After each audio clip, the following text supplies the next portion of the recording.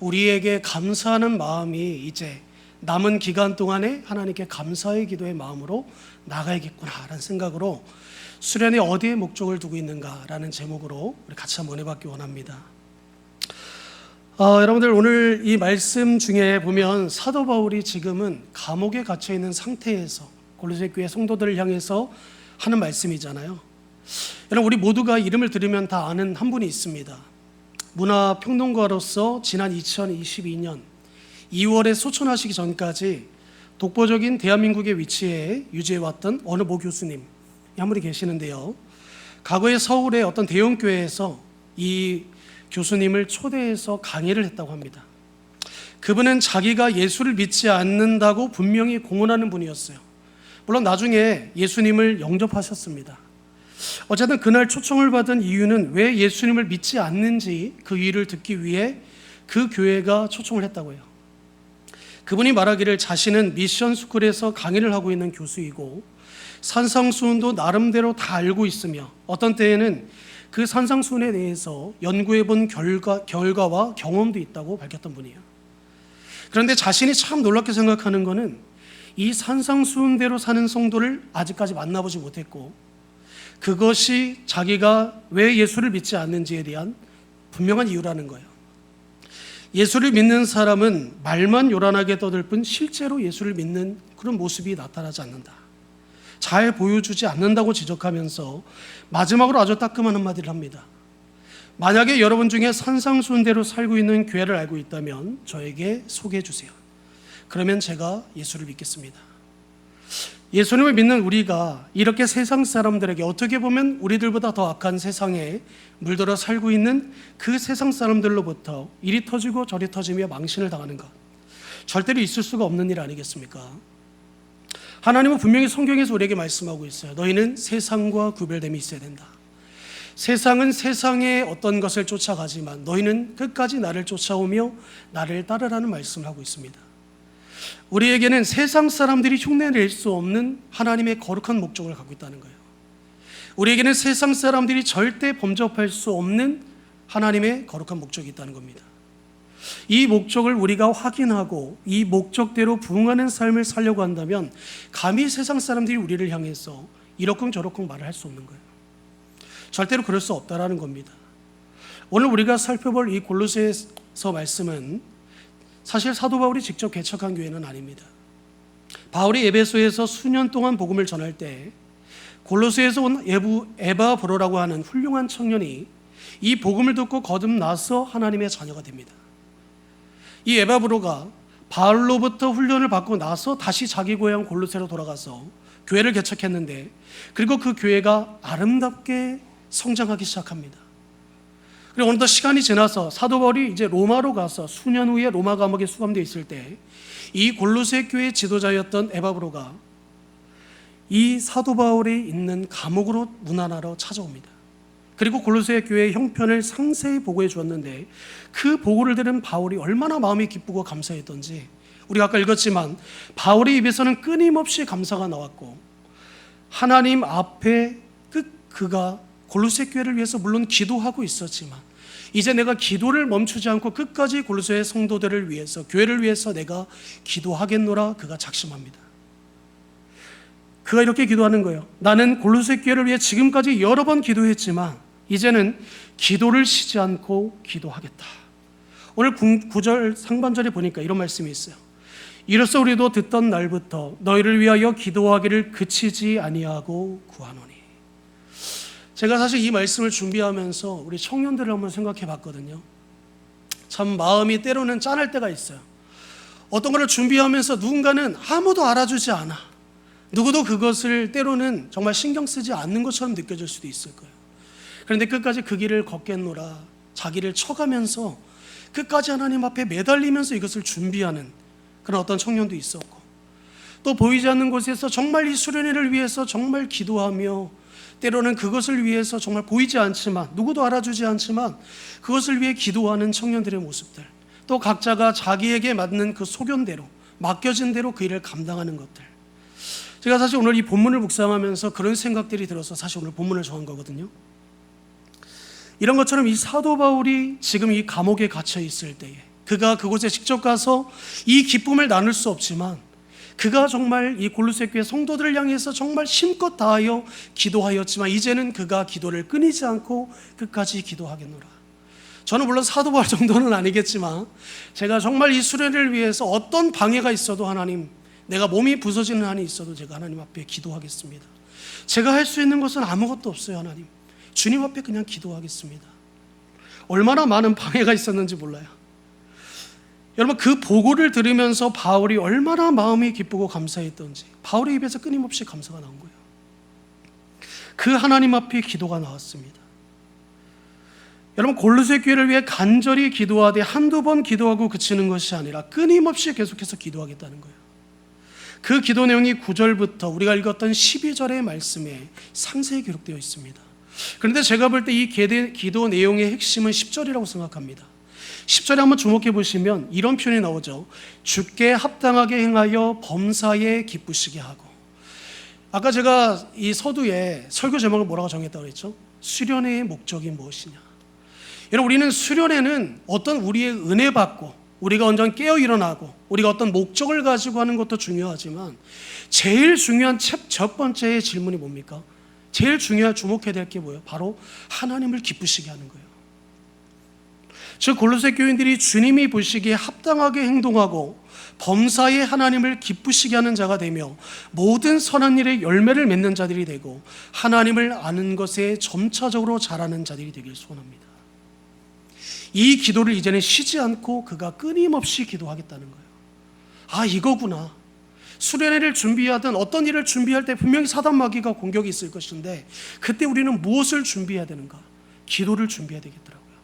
우리가 어떤 것을 준비하기 위해서 각 팀별로 나눠서 열심히 찬양 연습하고 열심히 뭔가를 준비하는 것도 정말 중요한데요, 정말 중요한 건 우리가 기도로 하나 되어지는 거더라고요. 우리의 힘으로 할 수 없는 거예요. 하나님이 도와주셔야 되잖아요. 우리가 할 수 있는 유일한 방법이 뭡니까? 하나님 앞에 기도하는 것밖에 없더라고요. 10절의 내용을 순차적으로 우리가 순서대로 보실 필요는 없어요. 10절의 키는 뭡니까? 범사에 하나님을 기쁘시게 한다는 데 있어요. 하나님을 기쁘시게 하기 위해서 앞뒤로 우리가 세 가지를 볼 수 있는데 본문 10절의 내용을 꼭 순서로 이해할 필요는 없고 우리가 이해하기 쉬운 순서를 찾으면 됩니다. 그렇다면 범사에 하나님을 기쁘시게 하고 우리가 반드시 갖추며 순종해야 될 것을 뭐라고 지금 사도 바울이 말하고 있습니까? 첫째로 하나님을 아는 것을 자꾸 자라나야 된다고 말씀하고 있어요. 여러분, 우리가 아무리 찬양이 뜨겁고 우리가 아무리 어떤 행사를 화려하게 잘해도 하나님을 아는 것에 이 목적이 바뀌어져 버리면 그것은 세상의 문화와 세상에서 하는 어떤 행사와 별반 다를 게 없어요. 그러나 우리가 때로는 좀 부족하고 미흡할지라도 하나님이 그것을 받으시면 그것은 최고의 예배가 되고 최고의 찬양이 되어지는 겁니다. 우리들만의 기쁨과 우리들만의 행복이 되어서는 안 된다는 거예요. 수련회도 마찬가지입니다. 수련회 가서 우리가 정말 뜨겁게 찬양하고 기도하고 왔을 때 그곳에서만 그 열기가 있는 것이 아니라 우리의 삶의 현장에서 돌아왔을 때 광일교 안에서도 그 뜨거움이 불타올라서 우리 성도들에게 전해지고 여러분들의 각자 지체들에게, 비록 그 자리에 참여하지 못한 청년들이든 누가 되었든지 간에 그것이 정말 같이 불타올라야 돼요. 여러분, 우리가 그렇지 않으면 결국에는 우리는 또 넘어질 수밖에 없습니다. 여러분, 하나님에 대한 지식이 계속 풍성해져야 된다는 거예요. 바울이 이것을 위해 먼저 첫 번째 목적으로 기도했다는 거예요. 두 번째로 본문 10절 서두에 나오는 대로 하나님께 합당히 행할 수 있는 사람이 된다고 말씀하고 있어요. 이걸 한마디로 표현하면 뭐라고 표현할 수 있을까요? 순종하는 사람입니다. 요새는 참 설교 중에도 순종이라는 말을 별로 사용하지 않는 것 같아요. 순종도 안 하면서 하나님을 기쁘시게 할 수 있다. 여러분, 그런 말이 어디 있습니까? 세 번째는 모든 선한 일에, 하나님이 성경에서 분명히 말하죠. 선한 일에 열매를 맺는 삶이 되어야 된다. 사람이 무엇으로 심든지 그 열매가 있다고 성경은 분명히 말하고 있어요. 이 세 가지를 놓고 사도 바울이 지금 골로새 교회 성도들을 위해서 기도하고 있다는 거예요. 하나님을 기쁘시게 하는 거룩한 골로새 교인들이 되게 하시고 이것을 위해 하나님을 더 많이 아는, 하나님을 아는 지식에 점점 자라나는 성도들이 되게 하시고 주님 보시기에 합당한 순종의 삶을 매일매일 살게 해주시고 인생을 살아가면서 결과적으로 하나님 앞에 아름답고 탐스러운 열매를 남기는 삶이 되게 해달라. 이 기도를 끊임없이 기도하겠다는 거예요. 여러분, 저도 목사 이 자리에 서기 전에 수련회를 정말 많이 했을 거 아니에요. 제가 중학교 2학년 때부터 신앙생활을 했거든요. 그때는 이제 막 전교인 수련회 어른들하고 막 무릎 꿇고 1시간, 2시간씩 기도했잖아요, 옛날에. 지금이야 그렇게 기도하면 아마 애들이 안 오겠지만, 여러분 그런 뜨거웠을 때의 그 마음과 지금 현 시대가 어떻게 하는지를 저도 기도해도 막 산기도도 따라다니면서 다 봤거든요. 어떤지 다 보잖아요.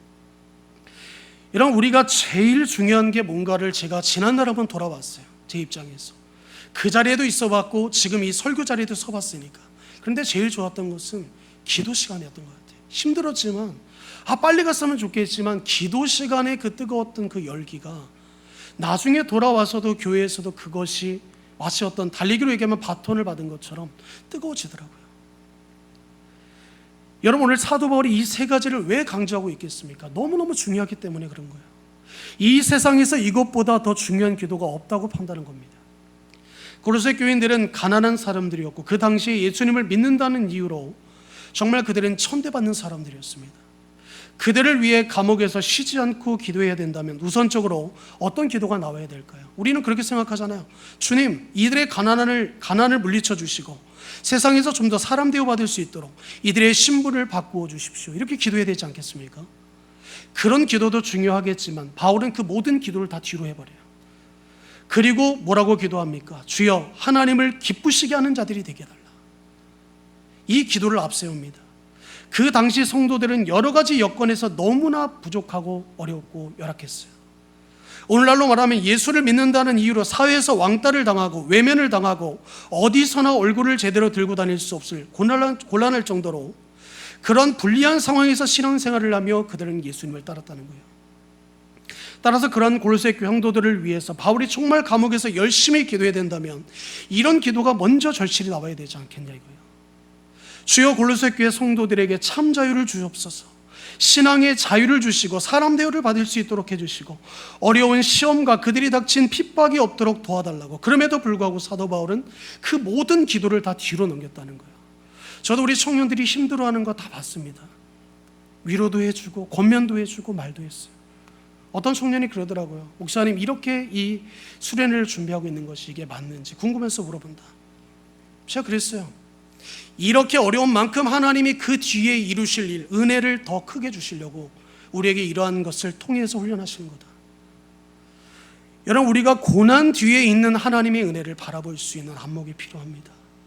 당장의 어려움과 문제도 중요하지만 해결도 중요하지만 그 너머에 있는 하나님의 계획하심과 인도하심을 볼 수 있는 그러한 우리의 영적인 능력이 있어야 돼요. 여러분 우리가 이런 기도보다 더 중요한 기도가 무엇이겠냐 이거예요. 그러니까 지금 사도 바울이 이렇게 기도하는 거예요. 주여 가난해도 좋습니다. 천대받아도 좋습니다. 그들이 핍박당해도 좋습니다. 다만 골로새 성도들이 범사의 하나님을 기쁘시게 하는 거룩한 목적을 가지고 인생을 산 거룩한 하나님의 자녀가 되게 하여 주옵소서. 저는 사실 그렇게 기도했어요. 하나님 정말 우리 어느 형제 너무 힘들대요. 하나님 어떻게 해요? 어떤 자매 너무 힘들다고요. 하나님 이런 문제가 있습니다. 교회를 이 어려움 때문에 수련회 이런 어려움이 있어서 갈지 말지 고민하는 친구도 있습니다. 어떻게 해요 하나님? 저도 그렇게 기도했거든요. 그런데 이 말씀 묵상하면서 사도 바울이 기도한 것처럼 그런 기도가 나오더라고요. 하나님 그들이 비록 지금 힘들고 어렵지만 이 너머에 있는 하나님이 주시려고 하는 정말 금은보와 같은 그 놀라운 하나님의 은혜를 부어주실 때 오늘의 이 모든 것들이 다 위로받게 해주시고 오늘의 이 날을 위해서 하나님이 이러한 고난과 역경과 우리를 준비하시는 그 하나님의 놀라운 은혜를 그때 깨달아서 지금의 이 아픔과 고통을 하나님 이겨낼 수 있게 해달라고 그런 기도가 나오더라고요. 여러분 이것이 바로 하나님의 비전 아닙니까? 자기 비전이 아닌 하나님의 비전이었다는 거예요. 하나님의 비전을 가진 사람은 절대 자기 중심적으로 신앙생활하지 않아요. 어떤 문제 때문에 내가 할 거야 말 거야가 아니라 어떤 문제가 있어도 나는 그 길을 갈 거다. 나에게 생명의 위협이 올지라도 나는 반드시 그 길을 걸어가겠노라. 여러분 이거는 목회자만 그런 고백이 나오는 게 아니에요. 여러분들도 그런 고백이 나올 수 있어야 돼요. 오늘날 어느 특정 교회 할 것 없이 한국 교회가 가지고 있는 심각한 영적 질병 중 하나가 너무 자기 중심적이라는 거예요. 여러분 유럽 교인들이 한국에 몇 번 방문하고 나와서 한국 교회를 방문할 때 이런 말을 했다고요. 한국 교회 교인들을 보니 딱 세 가지가 있었습니다. 첫째는 하나님이고 둘째는 자기 자신이고 셋째는 재물입니다. 제가 볼 때 다 맞다고 볼 수는 없지만 어느 정도는 일리가 있다고 저는 생각해요. 우리의 기도를 보면 너무 자기중심적인 기도에 매달려 있어요. 범사에 하나님을 기쁘시게 하기 위해 소원하는 기도에 그치지 않겠다고 하는 그 열정과 의지가 너무나 부족합니다. 오직 나를 위한 기도예요. 하나님, 내 가족, 나 자신, 내 미래, 좋은 대학, 좋은 학교, 어떤 좋은 회사, 나의 미래의 좋은 배우자. 여러분, 이게 나쁘다는 게 아니에요. 이런 기도도 중요하지만 우리 안에 정말 필요한 게 뭡니까? 하나님과 우리의 관계가 바로 서 있어야 돼요. 왜 우리가 자꾸 넘어지고 깨지고 무너집니까? 다 넘어질 수밖에 없죠. 예수 믿는다고 해서 질병이 안 오는 것도 아니고, 예수님 믿는다고 해서 우리의 삶에 어려움이 안 오는 건 아니에요. 그러나 그 안에 중심에 바로 예수님이 서 있는 사람과 그렇지 않는 사람은 똑같은 어려움이 왔을 때 확연히 다릅니다. 우리의 기도를 보면 너무 자기중심적인 기도에 매달려 있다는 거예요. 제가 처음 전임 사역을 시작하면서 차츰차츰 하나님께 반드시 하겠다고 결단과 습관화했던 것들이 있는데, 그 중에 두 가지가 뭐냐면, 첫째는 바로 하나님의 말씀을 읽는 것과 두 번째는 시간을 정하여 하루에 기도하는 거예요. 성경 읽기를 게을리하지 말자. 제 책상에 이렇게 써 있거든요.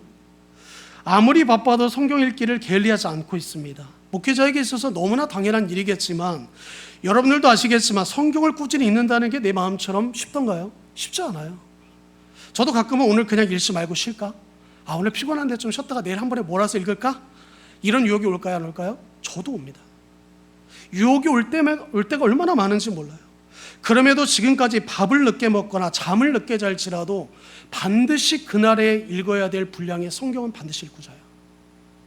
그리고 두 번째, 무조건 개인 기도의 시간을 갖자. 여러분, 새벽, 주중, 주일 예배 등 그런 시간은 당연히 우리가 하나님 앞에 기도하는 시간이잖아요. 근데 제가 가정에 있을 때 하루를 시작하거나 마치기 전에 무조건 1시간 이상 제가 기도하고 있습니다. 지금까지 그 루틴은 깨지지 않고 있어요. 앞으로도 안 깨질 거지만, 물론 부득이 특정한 상황으로 외부에 나가서 기도할 수 없는 경우를 제외하면 지금까지 단 하루도 빠짐없이 그렇게 기도하고 있습니다. 여러분, 기도를 하는 이유가 뭔지 아세요? 하나님이 기도하라고 했기 때문에 기도하는 게 아니라 저는 그래야 살기 때문에 기도하는 거예요. 여러분, 목회자의 길이 여러분 아시겠지만 기도하지 않으면 살 수 없는 길입니다. 그만큼 험난하고 공격이 많고, 또 그만큼 마귀의 공격이 얼마나 많은지 몰라요. 별것도 아닌 걸로 막 시험 들게 만들잖아요. 저도 제 안에 지난주 우리 목사님이 그런 설교하셨잖아요. 감정에 휘둘리지 마라. 이 감정 싸움에서 승리하기 위해서는 기도밖에 없어요. 아무리 좋은 글, 좋은 영상, 찬양 듣는 거 다 해봤거든요. 물론 그런 게 나쁘다는 게 아니라 다 좋지만 최고는 기도더라고요. 기도할 때. 그래서 저는 저희 집에 가면 빌라지만 저희는 방이 4개가 있거든요. 그렇다고 넓은 집은 아닙니다. 그런데 안쪽 방에 들어가면 아무 소리가 들리지 않아요. 우리 애들이 밖에서 막 열심히 떠들어도 안 들립니다. 그런 방이 있는데 저만의 골방인데 항상 제가 기도하는 자리가 있어요. 그 기도의 자리에 엎드려서 하나님 앞에 기도합니다. 여러분, 기도하는 시간만큼, 하나님을 만나는 시간만큼 누구의 방해도 없이 기도하는 거. 여러분, 기도의 그 맛을 아는 사람은 기도하지 말라도 기도할 거예요. 여러분, 이처럼 세상에서 그냥 되어지는 것은 없다는 거예요. 하나님과 우리와의 관계도 저는 마찬가지라고 생각합니다. 과연 하나님을 기쁘시게 하기 위해서 주여 하나님을 나는 더 알기를 원합니다라고 고백하며 신앙생활을 하고 있는 성도들이 얼마나 있을까요? 질문이 잘못되었네요. 하나님을 모르고 어떻게 하나님을 기쁘시게 할 수 있습니까? 여러분, 잘 알다시피 하나님을 아는 일은 결코 쉬운 일이 아니에요. 온 천지 만물을 만드시고 알파와 오메가 되시는, 처음과 끝이 되시며 시온을 초월해서 존재하시는 거룩하신 하나님을 우리가 어떻게 알 수 있냐 말이에요. 우리가 안다고 해도 얼마나 알겠습니까? 결국 안다고 해도 성경을 통해 하나님이 자신을 보여주시고 계시하신 범위 안에서 하나님을 아는 것인데, 성경 안에 계시된 하나님, 그 하나님은 너무나 광대하셔서 우리는 도무지 그 옷자락조차, 만지는 것조차 감당할 수 없을 정도입니다. 그렇게 원대하시고 강대하시고 거룩하신 그런 하나님을 안다는 것은 참 끝이 없는 일 아니겠습니까? 그러므로 우리는 부분적으로 알고, 알아도 우리는 조금만 아는 거예요. 따라서 우리가 하나님을 아는 지식을 자꾸 발전시켜야 된다고 저는 생각합니다. 바울이 기도할 때 뭐라고 기도했습니까? 하나님을 아는 것에 자라게 하시고, 10절 후반절에 그렇게 나오잖아요. 하나님을 아는 것에 자라게 하시고. 여러분, 여기서 우리가 주목해야 될 문장이 있는데 바로 자라게 하시고라는 이 말이에요. 이 표현이 중요합니다. 한 번에 하나님을 다 아는 사람도 없거니와 죄송하지만 알 수도 없어요. 그러므로 신앙생활을 하면서 말씀을 배우면서 성령의 그 인도하심을 따라 조금씩 점차적으로 하나님을 알아가는 것입니다. 마치 땅속에서 조금씩 물이 차오르듯이 하나님에 대한 지식을 조금씩 우리 안에 채워져 가는 거예요. 이렇게 차오르다 보면 하나님을 조금 더 알았을 때보다 하나님을 많이 알게 되었을 때 하나님의 뜻을 우리가 더 분명하게 분별할 수 있게 된다는 거예요. 하나님의 의중이 무엇인가를 분별할 수 있는 사람일수록 하나님을 기쁘시게 하는 일이 무엇인지를 금방 찾아낼 수 있어요. 여러분, 그렇지 않습니까?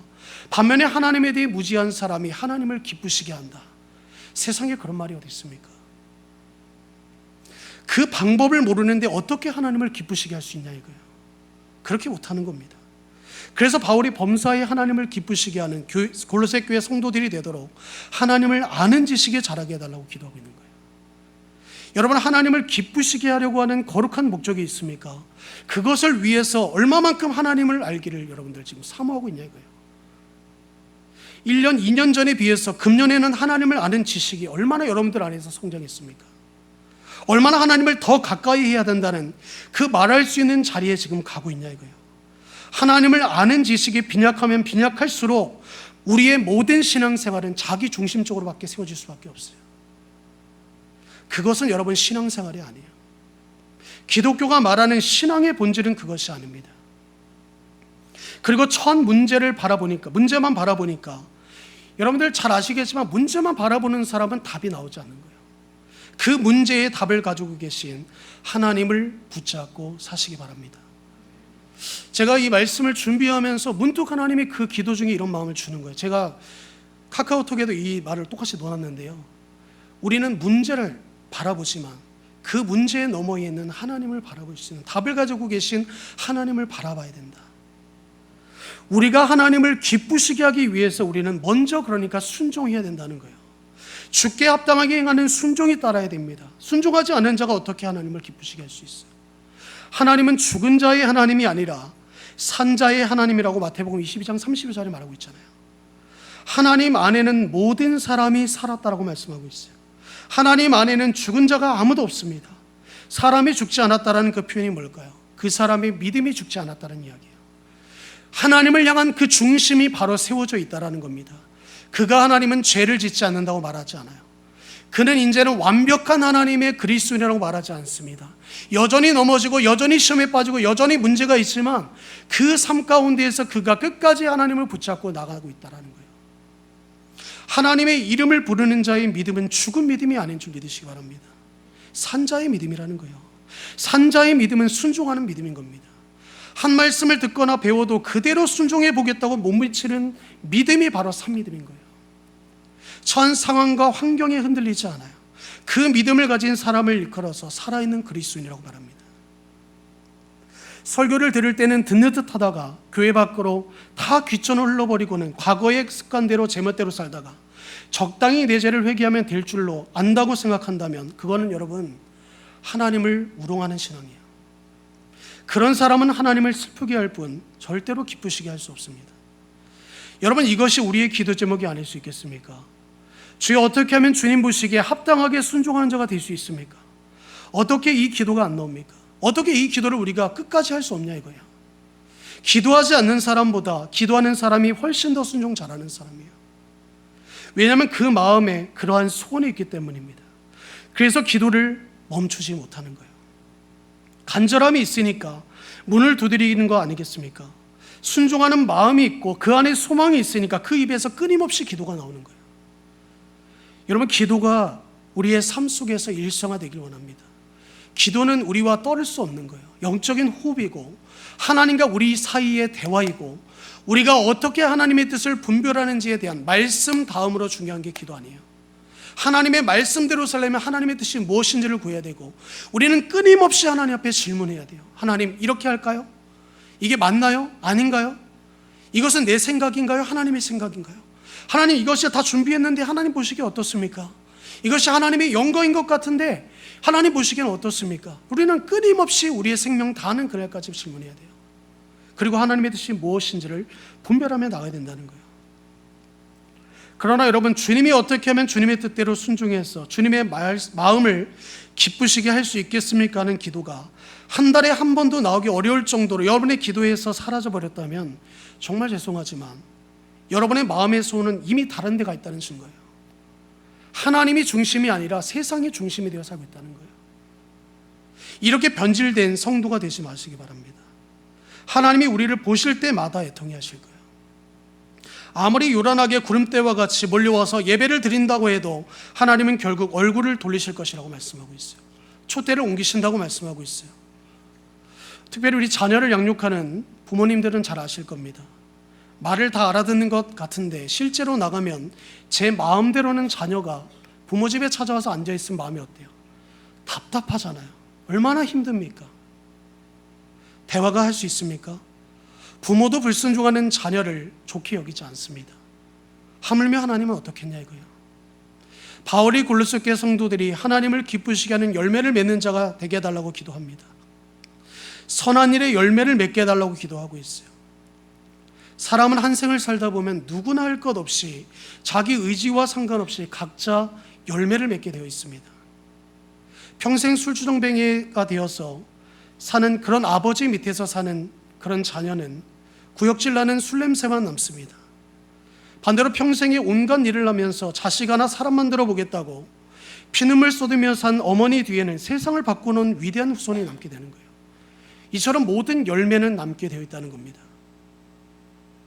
우리 모두 지금이라도 당장 이 세상을 하직하고 떠난다고 할 때 여러분의 삶의 흔적에 어떤 열매가 맺혀 있을 것이라고 여러분들은 기대하고 살고 있습니까? 하나님을 기쁘시게 하고자 하는 목적 없이 자신만을 위해 살다가 세상에서 이리 치고 저리 치다가 엉뚱한 열매만 남기고 가시겠습니까? 이 젊음 다하기 전에 마음대로 한번 즐기면서 살아보자. 자, 이제 인생 늙으면 다 소용없다. 실컷 마음껏 즐기다 떠나시겠습니까? 과연 우리가 무엇이 하나님이 기뻐하실 만한 열매로 남겨놓을 것인지 우리가 고민하면서 진지하게 살펴야 할 지문이에요. 우리에게는 거룩한 목적이 있습니다. 바로 범사의 하나님을 기쁘시게 하는 거예요. 우리 아까 주제 말씀 읽었잖아요. 시편 51편에 보면 뭐라고 나옵니까? 자원하는 마음으로 라는 표현이 나오잖아요. 자원하는 마음이 뭐예요? 강제로 억지로 하는 마음이 아니에요. 하나님 우리 부르신 목적대로 그 거룩한 목적을 가지고 나아간다는 거예요. 그 목적을 붙잡고 나아가기 때문에 어떤 상황을 만나도 흔들리지 않는 거예요. 어떤 상황을 만나도 그 상황에 눌리지 않는 겁니다. 왜요? 우리의 목적은 어떤 우리가 하는 것에 있는 것이 아니라 저 하나님의 표대를 향해서 하나님을 향해 있기 때문이에요. 여러분, 실직을 당한 아버지가 계셨는데 실직 후 몇 달이 지나자 가족을 위해서 아무데나 취직해서 일을 하겠다는 조바심을 내고 어느 회사에 취직을 합니다. 마침 그 회사에서 세일즈맨을 시켰던 것 같아요. 매일 아침부터 저녁까지 길거리를 헤매면서 무언가를 파는 영업사원 말입니다. 근데 이 아버지에게는 두 자녀가 있었는데 실제 이야기인데 초등학교 6학년에 다니는 딸, 4학년에 다니는 아들이 있었는데 이 두 자녀가 수심이 가득한 눈으로 아버지를 바라보는 거예요. 아빠는 집에 들어와서 절대 티를 내지 않고 명랑하게 활동합니다. 그런데 가만히 눈여겨보면 매일 구두가 엉망인 채 집에 들어오는 것이에요. 얼마나 걸었는지 구두에 먼지가 가득 앉혀 있는 겁니다. 그리고는 한 달도 안 되어서 구두 앞창이 덜렁덜렁 이렇게 돼버렸어요. 떨어져 버렸어요. 이것을 본 자녀들이 매일같이 아버지가 왜 이렇게 힘들게 사는지를 물어도 아버지는 설명을 안 합니다. 다만 이런 말을 해요. 아빠가 일을 너무 잘해서 회사에서 일을 많이 맡겨서 그래. 이 정도로만 대꾸합니다. 그런데 자꾸 구두를 신을 때마다 오래 한 달도 안 돼서 자꾸 한 켤레 두 켤레 사다 보니까 나중에는 돈이 없어서 운동화로 바꿔버립니다. 그런데 그 운동화도 한 달도 채 못 돼서 낡아져서 바꿔야만 했어요. 그래서 이 큰딸의 소원이 뭐였냐면 어떻게 하면 아빠의 구두 한 켤레를 사드릴까? 그래서 아버지를 기쁘게 해드릴까? 이런 생각을 했다고 합니다. 그래서 밤을 새워가며 고민한 결과 학교 갈 때 버스를 타지 않고 그냥 걸어 다녀야겠다. 그리고는 먼 길인데도 부모 몰래 걸어 다니면서 학교를 다니면서 차비를 저금통에 계속 모았다고 해요. 한 푼, 두 푼. 어느 날 학교를 마치고 걸어서 집에 걸어오고 있는데 가만히 보니까 저 멀리에서 그 남동생도 걸어오고 있는 거예요. 그래서 이렇게 말하는 거예요. 야, 너 왜 버스 타지 않고 걸어와? 그때 이 동생이 말하는 겁니다. 고개를 푹 숙이고, 나 아빠 구두 사주고 싶어서 걸어 다녀. 누나도 그러는 거야. 그래서 너 얼마 모았어? 이 동생이 말하는 거야. 나 5,000원 모았어 이제. 누나는 얼마 모았어? 나는 이제 8,000원 모았어. 우리 조금만 더 모으면 아빠 구두 사줄 수 있겠다. 실제로 자기를 낳고 키워주며 사랑해주는 아빠를 기쁘게 하기 위해서 어린 나이에도 불구하고 버스를 타지 않고 힘겹게 학교에 걸어다니며 품돈을 모으는 이런 자녀들도 있습니다. 제가 아는 집사님의 이야기인데요.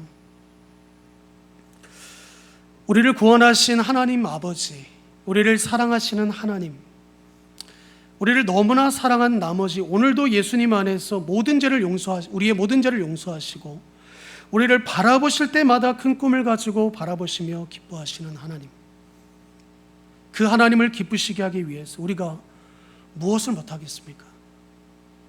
만약 이와 같은 거룩한 목적이 우리 가슴 속에 있고 그 거룩한 목적이 우리를 쉬지 않게 하는 기도가 되지 않는다면 우리만큼 하나님의 은혜를 모르고 사는 악한 사람도 없을 거예요. 여러분, 우리 안에 반드시 거룩한 목적을 지니시기 바랍니다. 저는 때론 넘어져도 괜찮다고 생각해요.